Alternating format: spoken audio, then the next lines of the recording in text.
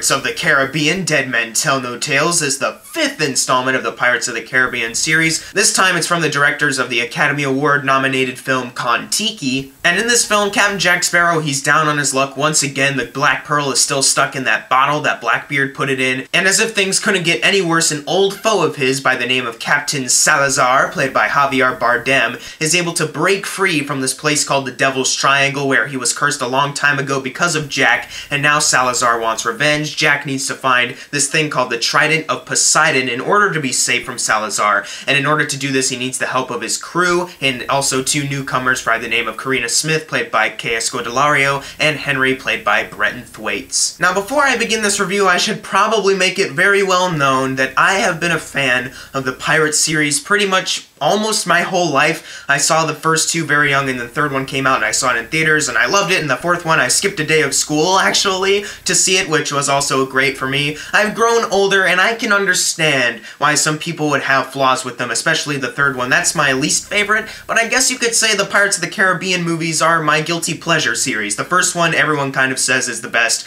and it is, but the sequels I actually have a good time with, even the 3rd one. So when they announced that they were finally going to make a 5th Pirates movie after 6 years since On Stranger Tides, I got pretty excited for this film. I was excited because of the directors they chose. I thought they were going in a really neat direction, and from the trailers it looked like they captured the tone of the first movie, and all I really wanted from this film was an entertaining time. If I could have as much fun with this movie as I did with the other films, I would leave happy. And I actually did leave this movie quite happy. This movie is very entertaining, and I was very pleased to feel right at home with the series, even though it's been a long time since one of these movies has come out. And it does take a lot to make this world feel like the Pirates world we know. Like, the costumes have to be right, the music has to be right, the action sequences need to have a certain vibe to them, and I think the 2 new directors, whose names I'm forgetting at the moment, they did a really good job with this. Apparently Kon-Tiki is a movie that was set at the sea, so of course this feels like a perfect fit for them to do this movie. They have a really good style going on here with the cinematography and the visuals, like the costumes and sets. And the action scenes, they did a really good job with them. These action scenes do feel like they fit in the Pirates universe. You have ships battling each other, but then you have something else that's completely ridiculous, like a bank being dragged across an entire town, like an actual bank building.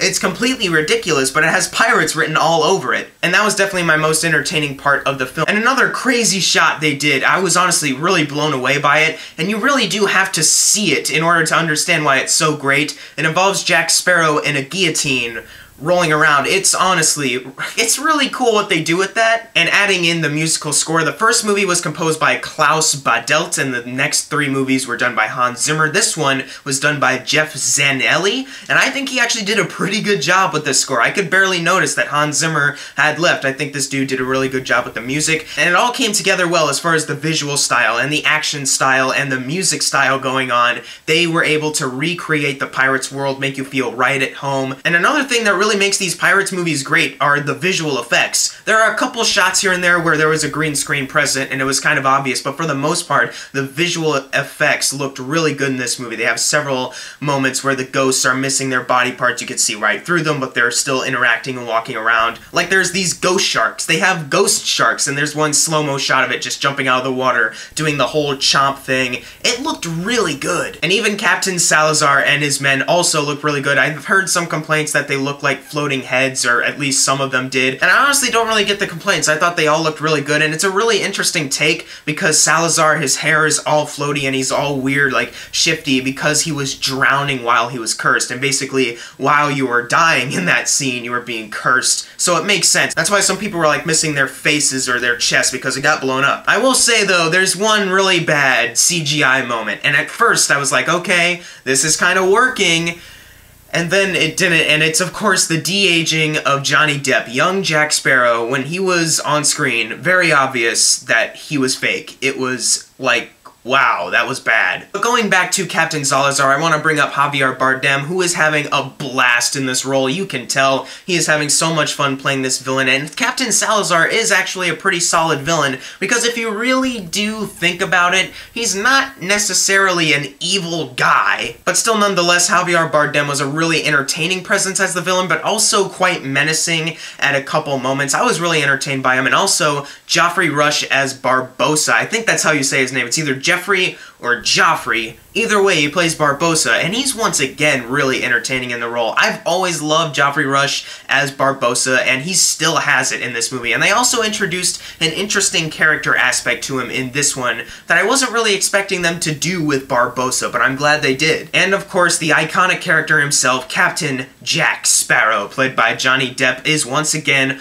really likable. I honestly don't have a reason to be annoyed by Jack Sparrow. He is entertaining in this movie with his goofy shtick going on. I do have one big complaint with this character though, and that is his writing, is that in the other 4 movies, even though Captain Jack Sparrow, he's a drunk and he acts really goofy, does the whole flamboyant arm thing, he was still a person whose mind was thinking about everything. You could see him like observing the room, how he could get out of this situation that he was in. Even in the 4th one, though a lot of people complained that was the Captain Jack show, he's still a person who came up with plans to get out of situations, and it proved in the end that he was the smartest guy in that scene, even though no one expected him to be. In this movie, he's lost that kind of underestimated force to him. He's just the drunk guy doing his shtick, and occasionally he will get lucky and get out of a situation. There's no real scene like the scene in the first movie where you'll always remember that this is the day that you almost caught Captain Jack Sparrow. There's no real scene like that in this movie. He just gets lucky or someone else steps in to help him at some point. I was glad seeing Johnny Depp come back in the role that is literally only meant for him. I just wish that he still had that sense of humanity that the other films had given him. And as I mentioned earlier, there are 2 newcomer characters in this film. The best one is Kaya Scodelario playing Karina Smith,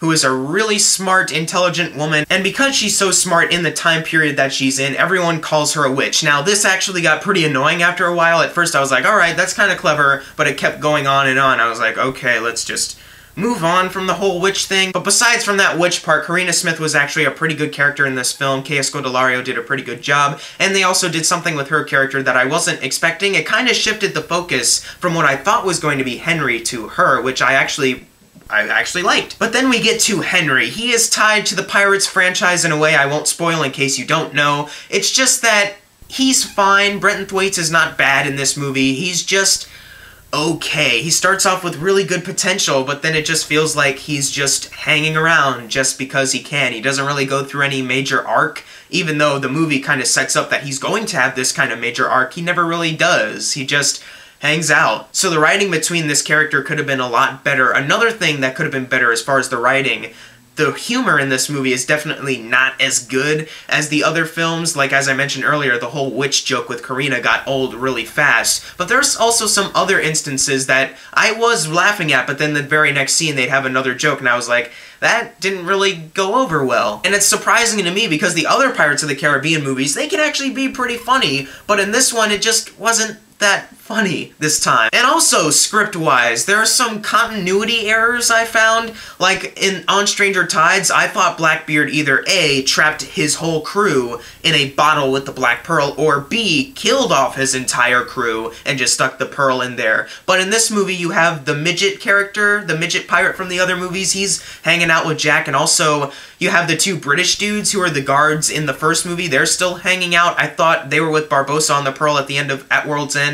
Whatever, I guess. Where's the sense? And also, at the end of On Stranger Tides, Barbossa takes over all of Blackbeard's crew in his ship, including a character named Scrum, very minor, but he reappears in this movie, but he's hanging out with Jack.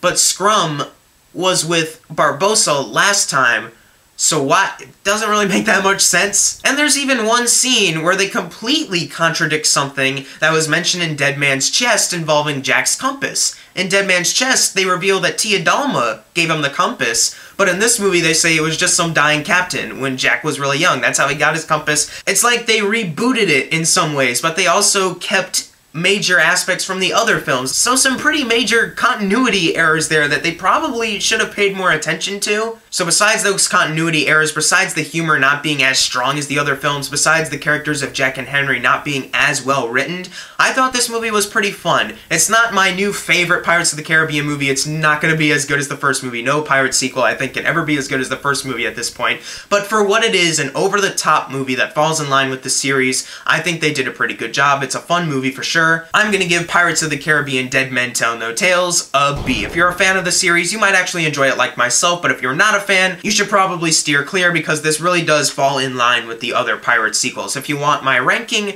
here goes. My favorite of all is The Curse of the Black Pearl, obviously. Second favorite, Dead Man's Chest. Third favorite, On Stranger Tides, I know. Fourth favorite, Dead Men Tell No Tales, and then At World's End. So not the very best that it could have been. I think, had more fun with On Stranger Tides, but Dead Men Tell No Tales was a solid film. But if you've seen Pirates of the Caribbean Dead Men Tell No Tales, leave in the comments below what you thought of it, and as always, thank you guys for watching. Make sure to subscribe. I'm Jackson Fulcher. See you guys next time.